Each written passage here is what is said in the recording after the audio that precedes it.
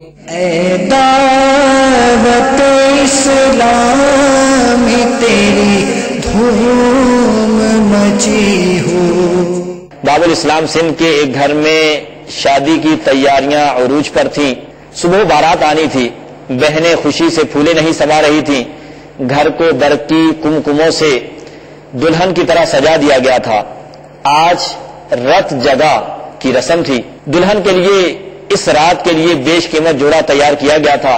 دلہن کو تیار کر کے سہیلیوں کے جھرمٹ میں لیے شور شرابے میں مصروف تھی کہ اچانک دلہن نے سر سے دوپٹہ اتار دیا۔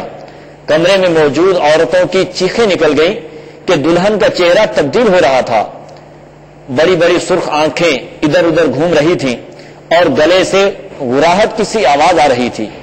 دیکھتے ہی دیکھتے دلہن کے خوبصورت بال آپس میں سختی سے مل کر خوفناک سینگوں کی شکل اختیار کر گئے۔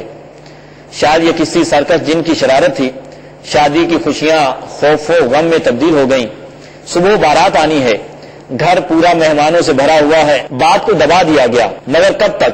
باہر سے اصرار بڑھ رہا تھا کہ مہمان آ چکے ہیں، دلہن کو پنڈال میں لایا جائے۔ ماں اور بہنیں زارو قطار رو رہی تھی کہ اب کیا ہوگا۔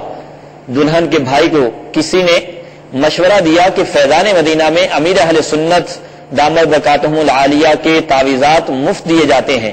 انہوں نے فوراً ہی مجلس مکتوبات و تعویذات عطاریہ کے مکتب میں رابطہ کیا۔ انہوں نے تعویذات عطاریہ دینے کے ساتھ ساتھ کاٹ والا عمل بھی کر دیا۔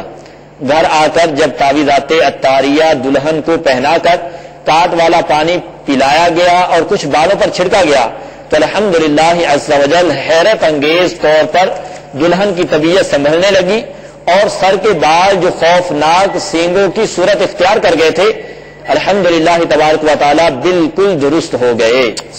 پورے گھر نے سکون کا سانس لیا اور دعائیں دینے لگے کہ الحمدللہ عز و جل باخیر و عافیت دلہن کو رخصت کر دیا گیا۔ اے دعوت اسلام تیری دھوم مچی ہو۔